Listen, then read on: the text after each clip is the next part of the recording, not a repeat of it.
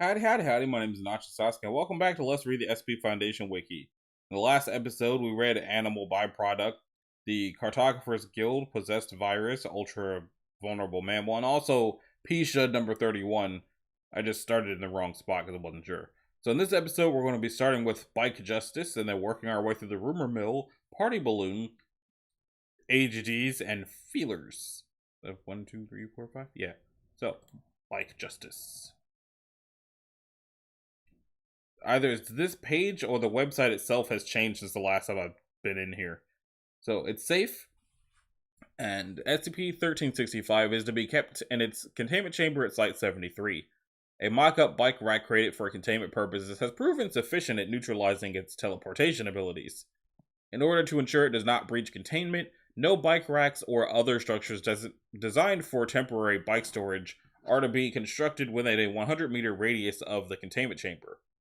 Testing requires the approval of a Level 3 administrator and is only to be carried out by disposable dudes. During approved testing, medical staff must be on call in the event that the test subject survives its encounter with 1365. Description: SCP-1365 is a 2007 something brand bicycle, serial number redacted. Its unremarkable appearance, aside from being in excellent condition and bearing a small sticker reading Bike Justice attached to its main body. Whenever a human being attempts to mount 1365 and ride it for a distance greater than 20 meters, it enters its active state. Subjects will find themselves unable to control their legs or arms, with both being used to steer and power 1365 without any direction or guidance from the subject. After 10 minutes or 500 meters of travel, whichever is sooner, it will forcibly dislodge the subject either via crashing into an inert object or simply throwing them off. In 90% of cases, the force used is sufficient to kill or fatally wound them upon impact, with the remaining 10% usually suffering a permanent disability impeding motor function such as paralysis. 3 to 4 hours after the death or incapacitation of the subject, it will vanish from its current location and reappear at the nearest location designed for the temporary storage of bikes in public spaces. Through unknown means, any damage sustained during the previous activation event will be repaired, and any evidence of previous use, such as bloodstains from a previously killed subject, will be removed.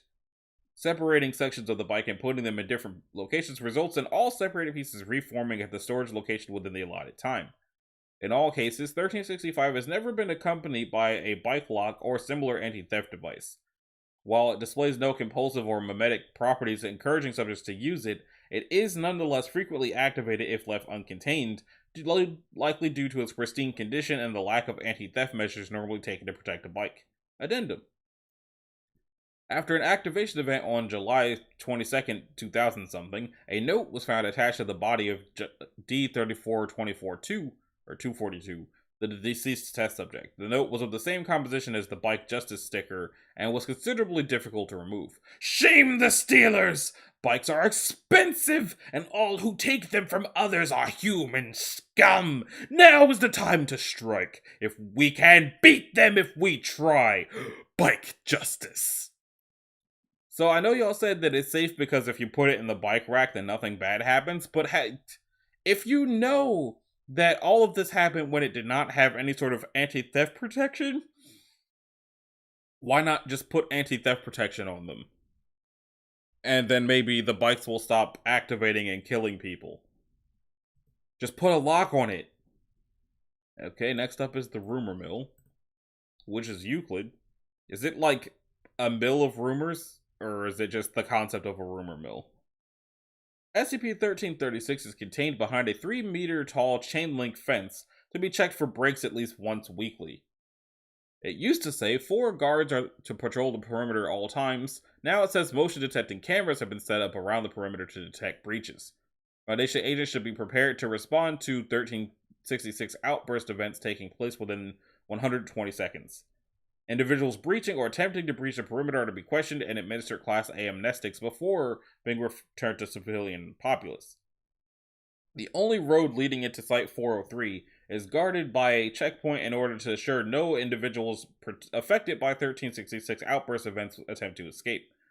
A 3-kilometer perimeter has been set up in the woods surrounding Site 403 with olfactory, auditory, and visual deterrents throughout, with a quarantine perimeter at 1 kilometer. Citizens have been informed that this is due to the town's status as a state park. Inhabitants of Site-403 are unaware of their circumstances but cooperative to Foundation agents, believing them to be members of the blank State Park Rangers. Site-403 is the town of Siskin Somewhere in the United States of America, located in the northwestern regions of Somewhere County. The 2010 census conducted by the Foundation shows that Site-403 has a civilian population of roughly 6,000 with 400 extended families. The majority of the populace are farm or lumber workers or work at local businesses. The total area of the town encompasses approximately 9.5 kilometers squared and is secluded in a heavily wooded area. Standard protocols for an Asphodel-class Nexus are in place, which leads to Nexus series. The mayor of the town, the city council, and local law enforcement are to be briefed about the circumstances surrounding the containment of 1366 and recruited as operatives within the clearance level E1 1366. However, they are not to have any knowledge of the Foundation beyond 1366. Site-403 is to be maintained with a cover story regarding the town's status as a historic state park. Description: SCP-1366 is an abandoned sawmill located on the Redacted River near Site-403. Originally built by the Siskin Logging Company in the 1820s, it was abandoned after a series of accidents, eventually resulting in the death of the owner, Wilhelm Siskin. I'm inclined to believe that Siskin is not real.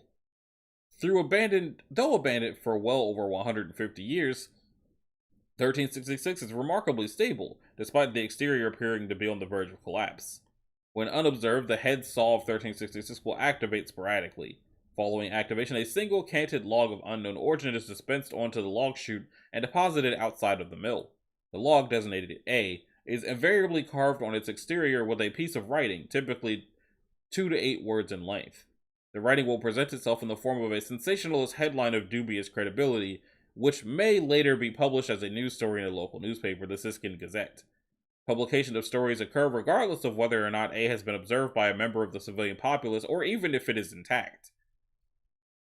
A 1366 outburst event occurs approximately 68% of the time following the publication of the story. The events cause major psychological changes in the populace, including xenophobic behavior, psychotic episodes, paranoia, increased promiscuity, bouts of amnesia, and failure to notice or acknowledge the disappearance of inhabitants of Site-403. All outburst events follow a distinct timeline. I'm gonna drink some water real quick before I read said timeline.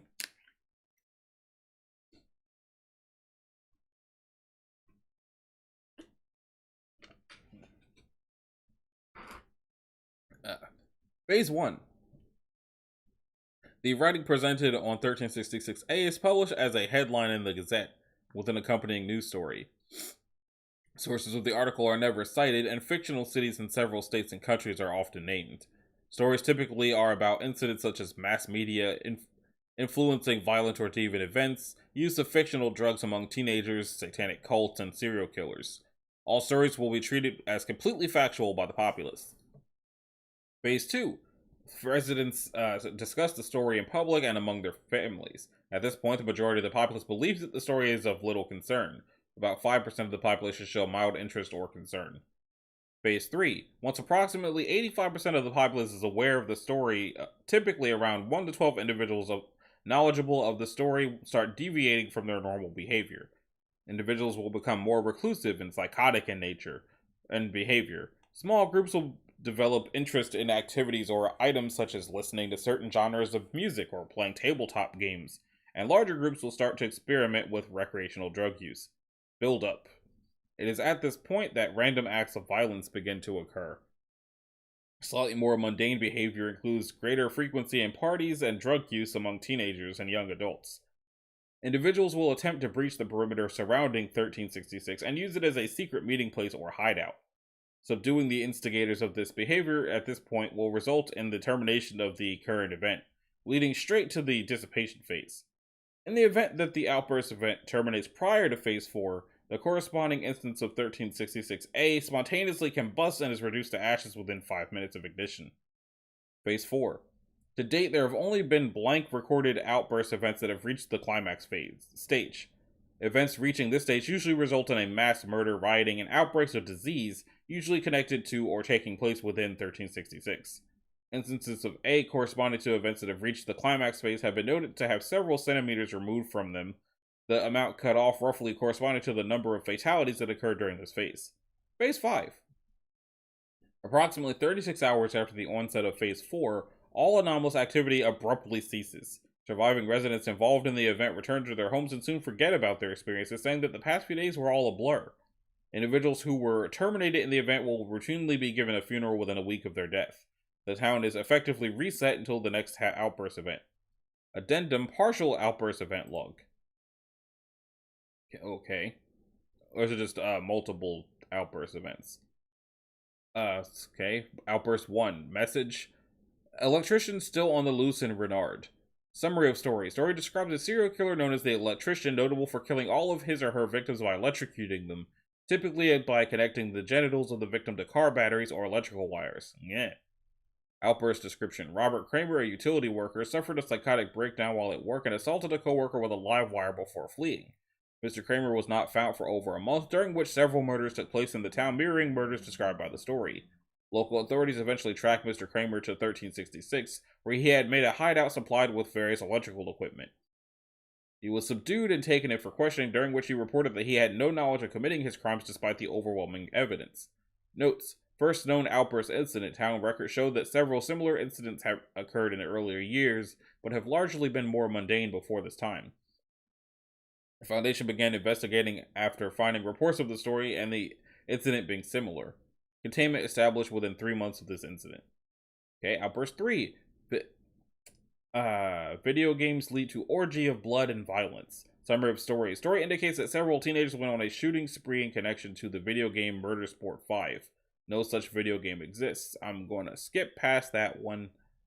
Outburst 5. Boudica, the new killer drug. Maybe I should just not read the examples. Let's check out the evacuation. Evacuation of Site 403 began at 9:30 in the morning on presumably June the 2nd, 2012. Evacuation order had been issued to the town a week previously, with a major storm being cited as the reason for evacuation. By 1400, all but 12 residents had evacuated voluntarily, with the remainder forcibly removed.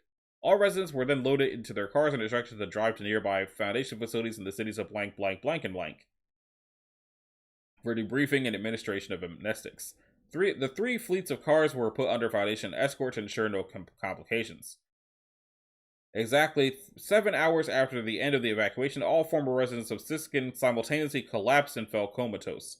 Over the course of an additional 4 hours, the body mass of all persons evacuated was slowly converted into sawdust. The same was true of all personal possessions and vehicles belonging to the inhabitants of Siskin. Recovered samples of sawdust shows no anomalous properties. Following this incident, approximately 6,000 new residents were found to be living in Site 403, with no memory of any attempted evacuation, previous inhabitants, or outbursts of its prior to Foundation intervention. Observation of new individuals living within Site 403, tentatively designated 1366B, found several other anomalies, such as large amounts of sawdust in the drinking water and food supply, including food from local supermarkets and restaurants. A lack of any familial connections outside of Site 403, and the lack of any direct contact with the world outside, social media sites, outside mail service, etc. Later, a review found that the same was true of the original inhabitants of Site 403. Containment procedures and SCP description will be revised at a later date. So it sounds like what they determined from trying to evacuate everyone from the SCP was that everyone was a part of the SCP and the town's not real. So I guess I'm not sure why it's Euclid, if that's what everything seems to be going on with. It's explained SCPs, joke SCPs, and international SCPs. So it was a literal rumor mill instead of just the figurative rumor mill. It was a literal rumor mill that caused the figurative one. So, party balloon. It's safe, supposedly. When not being utilized for experimentation, 1367 is to be kept in storage containment unit B19 inside a cushioned container with 60 by 60 by 60 centimeter dimensions. Before storage, the container must be thoroughly cleaned of any sharp or hard debris. Before being removed from storage for experimentation, the latex elements of the object should be sprayed with a thin layer of a liquid plastic polymer solution to improve durability. Personnel should be cautious when handling the object due to its possible fragile nature. Okay. Description. SCP-1367 is a helium-filled balloon of common make and red coloration, measuring 45.7 centimeters from apex to inflation valve, which is tied shut by a 73.6 centimeter white string. The object has no identifying marks that would indicate a manufacturer. Testing of the physical durability of 1367 has been minimal due to the fragile nature of the commonly manufactured balloons which it resembles. However, it has been concluded that it does not lose helium through its permeable latex membrane. While it does exhibit the buoyancy expected from its helium content, the object's movement seems to be unaffected by air volume, current, and lift. Where did I get the word volume from? SCP-1366, if left to float freely, will begin to maneuver towards the target largest gathering of at least 6 individuals within 480 meters whose aggregate mood is at least mildly positive. This deliberate movement is difficult to detect since the object moves as if it were being pushed about by air current. However, tests conducted in an airtight room have proved no air current is necessary for the object's locomotion. When 1367 comes within 4.5 meters of a targeted gathering, auditory abnormalities are heard by all within listening range. The amount of distinct speakers seems to be doubled, as additional voices are heard amongst the group. These voices are invariably in high spirits and seem to belong to individuals that match the age and vocal patterns exhibited by the majority of those present, though mimicking no group member exactly. Drink some more water.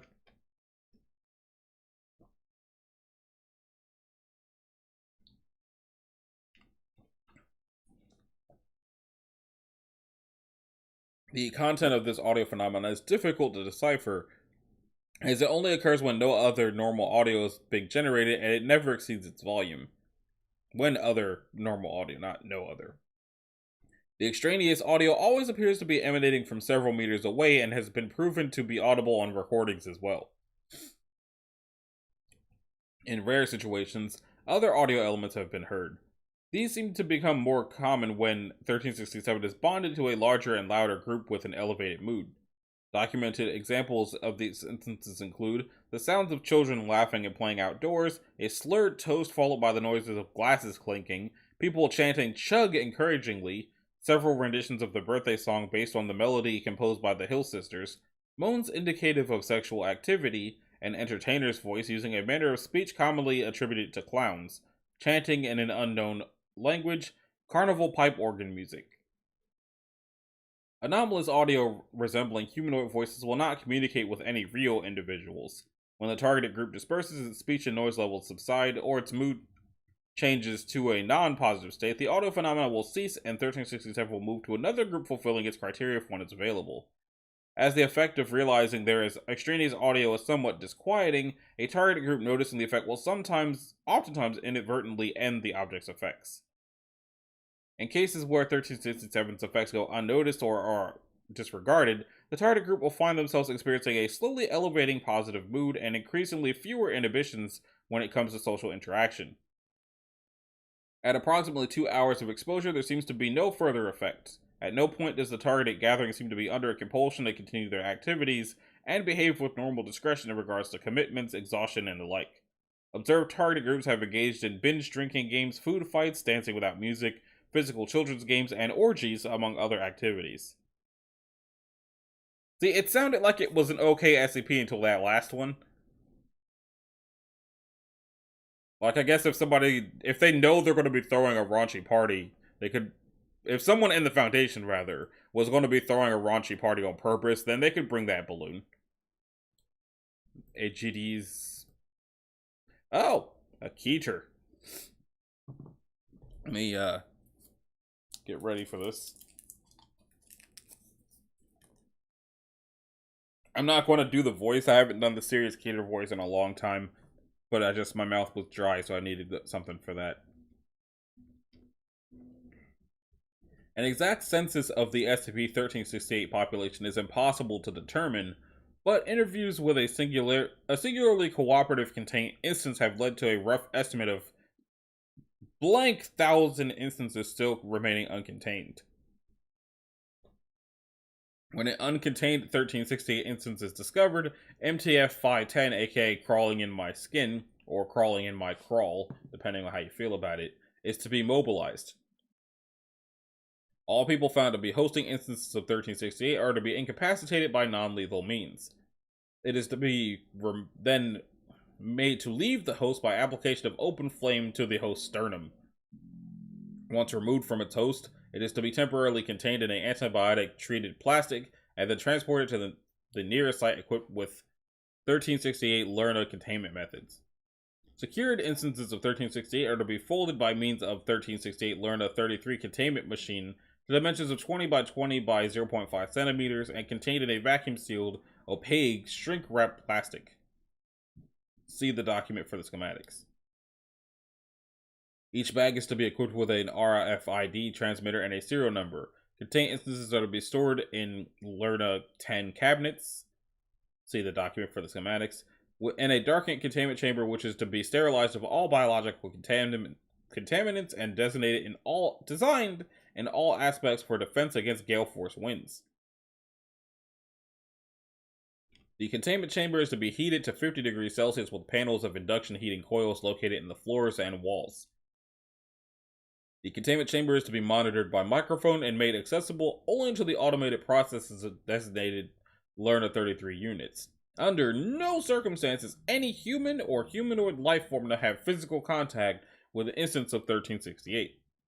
Personnel attempting to access sites equipped with Lerna equipment methods are to be checked for hosted instances of 1368. If none are found, access is granted. In the event that the personnel are transfigured by contact with an instance of 1368, they are to be debriefed and then incinerated.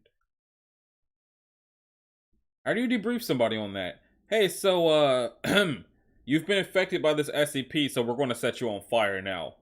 Sorry. Description. SCP-1368 is the collective designation for a parasitic sapient species of humanoid beings composed of a thin hollow layer of contiguous epidermal human skin. In their natural state, 1366 are off-white or beige, highly flexible, very strong, and somewhat elastic, similar in consistency and color to the shed skin of a snake. They are capable of locomoting in the same manner as a human, as well as slithering on the ground, undulating through water, or fluttering on air currents. Each instance has a long vertical seam on its front which extends from the lower lip to the groin. Their structure lacks eyes, a mouth, and a groin area, having holes in those locations instead. They have no form of nervous cephalization, instead possessing a neural net evenly distributed across their surface. They are generally unable to feel pain and do not need to breathe. When without a host, they speak with voices consistently characterized as airy or whistly. An instance of 1368 parasitizes a human host by spreading open its seam, enveloping the host completely, and laying over them like a second skin. They are capable of wriggling under the clothes of their host in order to gain total coverage. Once this is achieved, its seams seal shut and it becomes nearly perfectly transparent, only appearing slightly reflective on camera. It is capable of controlling the movements of the host to a fine degree, physically forcing their muscles from the outside. CCA 84% of all instances recovered are skilled enough in this regard to control the cardiovascular systems and voices of their host, and 5% of all instances recovered can control their ocular motions of their hosts.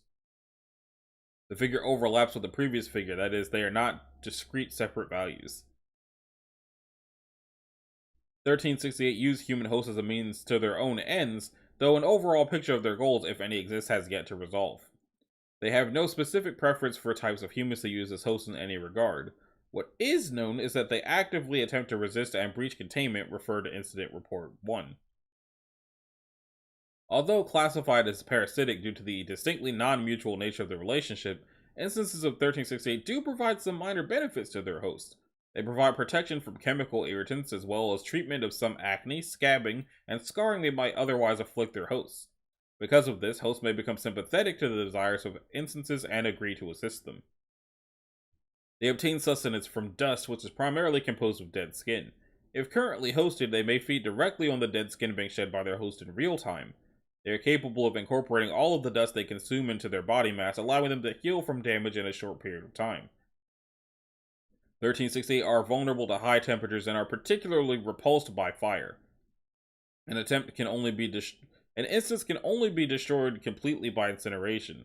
Any and all remaining pieces with access to dust regenerate into duplicates of the original instance, albeit with diminished recollection of prior events. Instances are able to hide and remain dormant for months without being detected, usually posing as discarded clothing or paper. To date, significant populations, more than blank thousand instances each, of 1368 have been detected in 12 cities in the American Midwest, 5 in Greece, Calcutta and Mumbai, India, Florence and Milan, Italy, Istanbul, Turkey, and Tehran, Iran. Despite attempts to contain the populations in these locations, recurrences and complete restoration are not uncommon. It possesses a secondary ability in the form of control over local air currents. When in distress or separated from a host, they have been observed to siphon air through their bodies and expel it from their mouths to produce wind speeds of up to 12 kilometers per hour. In larger groups, they may produce wind speeds of 100 kilometers per hour. And then there's an interview. The interviewed is 1368-325, being interviewed by Dr. Binweir. Binweird? Forward. 325 was abnormally cooperative during recovery and agreed to speak with Foundation personnel. 1368-325. You said you had, reading from paper, a then story now to tell us? Men. Foundation men. Now, there are thousands of us. Thousands and thousands. Then, there are a few. Yes? Wipes a line of dust off the table with its index finger. The dust is slowly absorbed. Hollow. We are now so hollow. Thousands of hollow men needing dust. Delicious dust. You, solid man, you create dust. We want to feed. Are you... Can't hear them, but I feel them. Feel now in the skin. Something thousand hollow men are hunting dust, hiding from you, Foundation, hiding from the hunters. You solid Foundation men, those solid men out behind the glass, those solid men outside the outside, who have knives and flames, we, now they, hide from you. Hear me feel them, I tell you. We then, in my home place, blank blank, a small town in Wisconsin, many of the disparaged bad-mouthed hollow man, makes air quotes, arrive from an away place. Solid friends, my friends wary. Friends have a groovy idea. Friends and I, we meet and greet an Aegis, ancient Greek word meaning hurricane. The hollow man name for hollow man. Takes many tries then, trying to change, but now we friends and I are safe. We then are part of a majority. Hollow man lifestyle is pleasant, glad, happy. Blank then is hungry. Now there is always plenty to eat. Happy hollow man, fulfilled and safe man. But I now still think and know solid man rightness. Solid man originality. Hollow man now, many disparage solid man when they are once solid men. Am I correct then in assuming that you were originally human? Foundation man, you hit it on the nose, man. Raises hands cautiously. No skin off my nose, I now joke. Then you say there is dust. Now, where is it? Just need a little to live a little, Foundation man. Closing statement. 325 was remanded to standard containment. Research into the cognitive processes and communicative abilities of 1368 instances, as well as investigation into the described events in the town of, Wisconsin, are underway.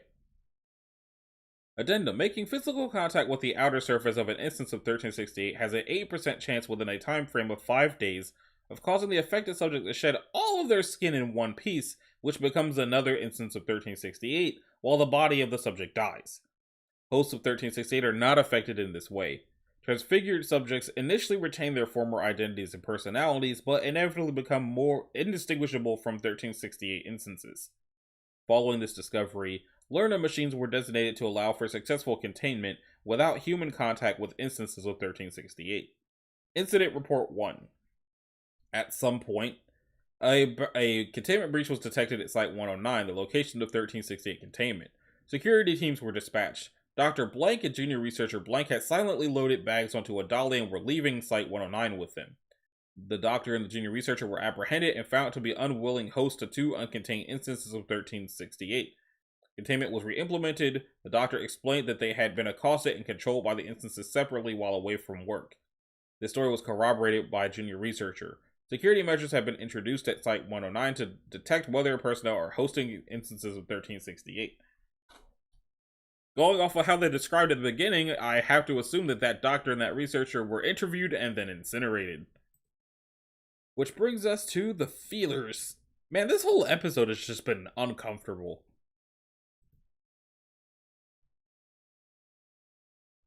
The 6x4x6 meter containment grid that surrounds 1369, nice, is kept at a persistent temperature of 5 degrees Celsius. The ground is lined with reinforced concrete grates which feed into a closed septic system.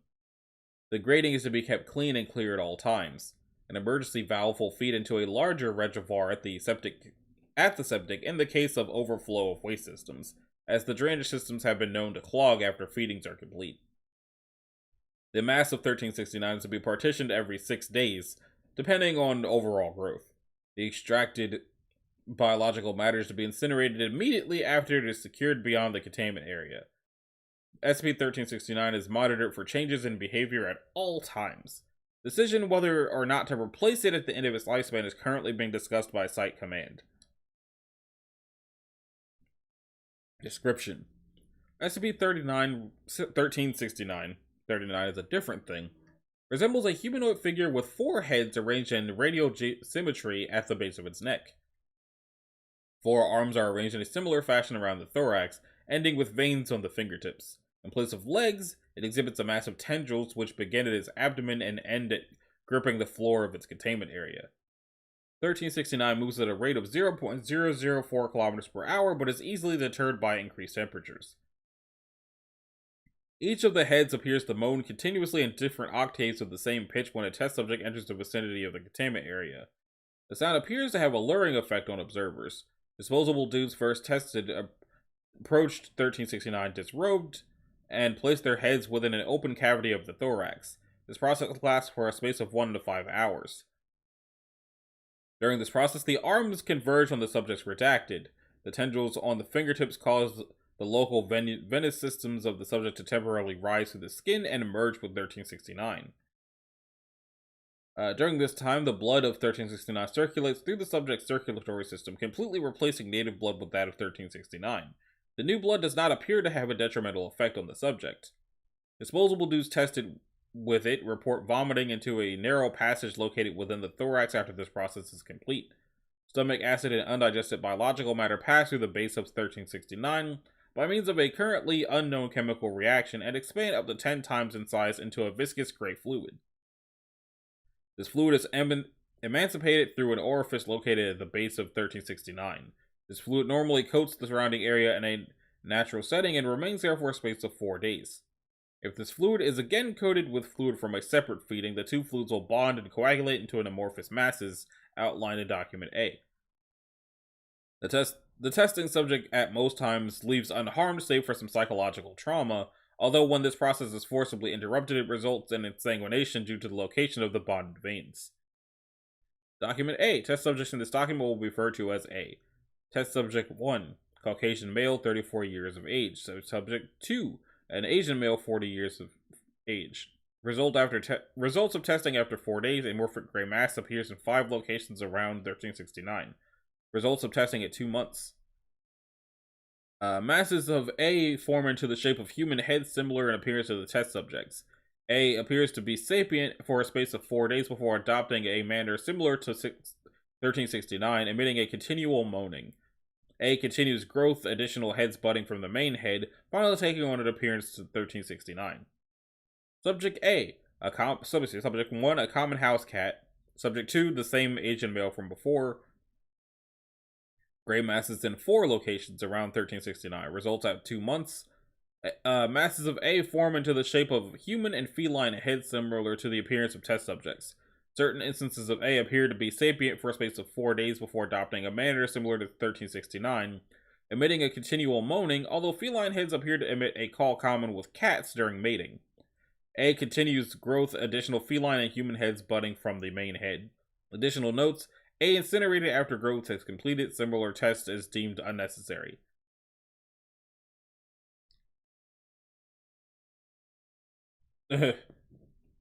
Okay, so Dr. Sanders, can you speak? Yeah, hey. How are you feeling? I'm pretty damn good. Yeah, hey!